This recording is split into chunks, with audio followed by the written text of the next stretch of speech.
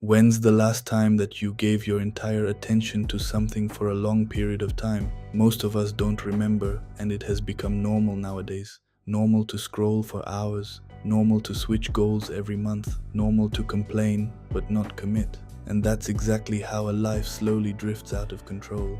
You don't wake up one day and decide to ruin your life.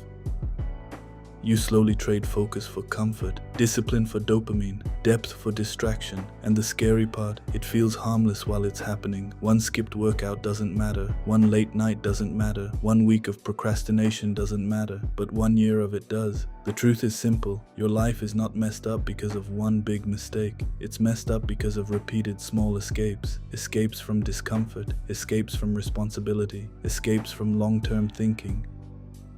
You say you want to unfuck your life, but are you ready to remove the things that are fucking it up? Let's start with attention. Attention is your most valuable currency. Where your attention goes, your life follows. If your attention is scattered across social media, random YouTube videos, notifications, endless comparison, then your life becomes scattered too. You can't build a strong body with distracted training. You can't build wealth with distracted effort. You can't build mastery with distracted learning. Focus is the entry ticket to progress, and right now, most people don't have it. You don't lack potential, you lack sustained concentration. Look at your average day. You wake up and check your phone. You scroll before even getting out of bed. You consume information before producing anything. You start the day reactive instead of intentional. That pattern compounds. By the time you sit down to work on your goals, your brain is already overstimulated. Deep work feels hard, silence feels uncomfortable, stillness feels boring, so you escape again. This cycle repeats until years pass, and then you wonder why nothing changed. Unfucking your life starts with reclaiming your attention.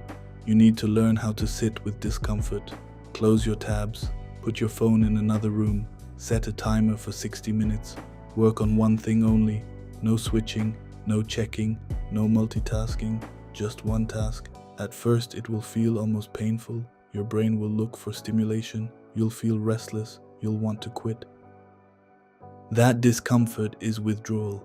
You've trained your mind to need constant novelty, now you're retraining it to build depth. Depth is where real transformation happens. Most people live wide but shallow lives. They know a little about everything. They try everything. They finish nothing. If you want to unfuck your life, you need depth. Pick one area that would change everything if mastered. Fitness, business, a high-income skill, content creation, education, and give it your full attention for a sustained period. Not 2 weeks, not 1 month, months, years. Consistency beats intensity. You don't need to overhaul your entire life overnight. You need to stop leaking energy daily, cut the distractions, simplify your goals, create structure. Structure is not restrictive, structure is liberating. When you know what you're doing each day, you waste less time deciding. When you waste less time deciding, you execute more. Execution builds momentum. Momentum builds confidence. Confidence changes identity. Right now, you might feel stuck, not because you're incapable, but because you're divided. Divided attention, divided effort, divided ambition. Unfucking your life starts by becoming undivided. One focus, one direction, one disciplined day at a time. This is just the beginning, because reclaiming attention is step one.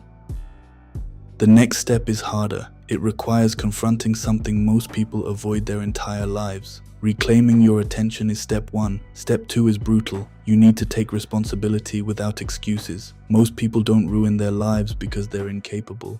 They ruin them because they externalize blame. It's the economy, it's my parents, it's my school, it's my country, it's bad luck.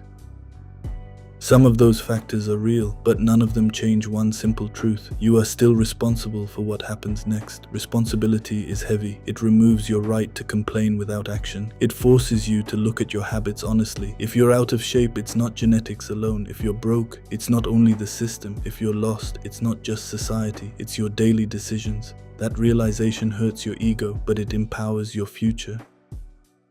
Because the moment you accept that you created your current situation, even partially, you also accept that you can recreate it. Victim mentality feels safe, responsibility feels dangerous. Why? Because if it's your fault, then you can't hide anymore. You can't scroll away your problems, you can't numb yourself every night, you can't blame your environment while staying the same.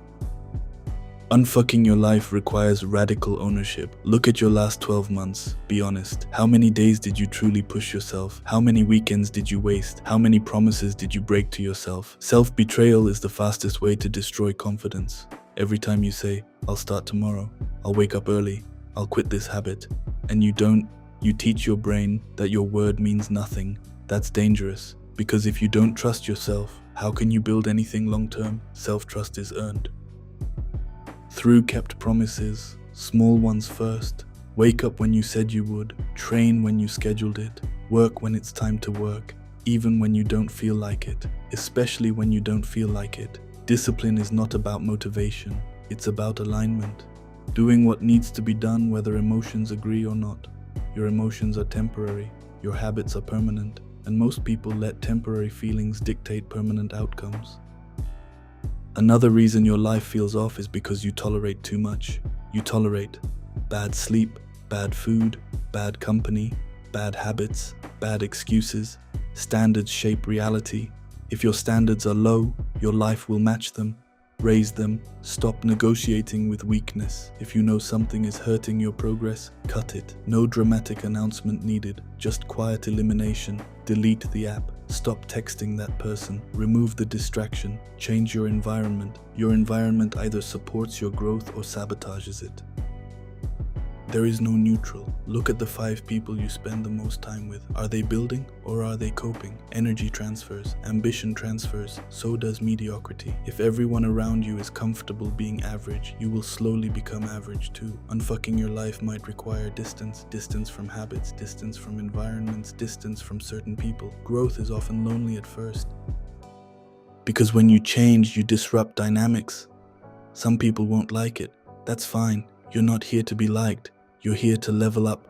But there's one final layer, and it's the one most people ignore because it requires something deeper than discipline. It requires identity change. Now we reach the final level, because attention without responsibility won't last. Responsibility without identity change will collapse under pressure. If you truly want to unfuck your life, you cannot just change habits. You must change who you believe you are. Most people try to build a new life with an old identity. They say, I want to be disciplined, I want to be fit, I want to be rich, I want to be focused.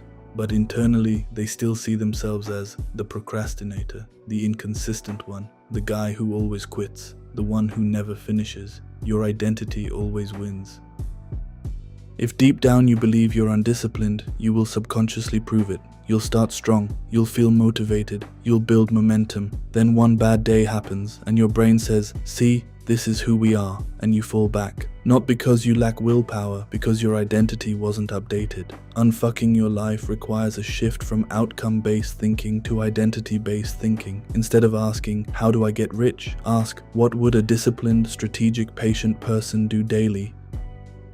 Instead of asking, how do I get in shape? Ask, what does a fit person do every day, regardless of mood? When you focus on becoming the type of person who produces results, the results follow naturally. Identity is built through evidence, and evidence is built through repetition. You don't become confident by thinking positive thoughts. You become confident by doing hard things repeatedly. Wake up early for 30 days straight. Train consistently for 6 months. Work deeply on one skill for a year. Stack proof. Proof kills self-doubt. There's something else most people avoid. Silence.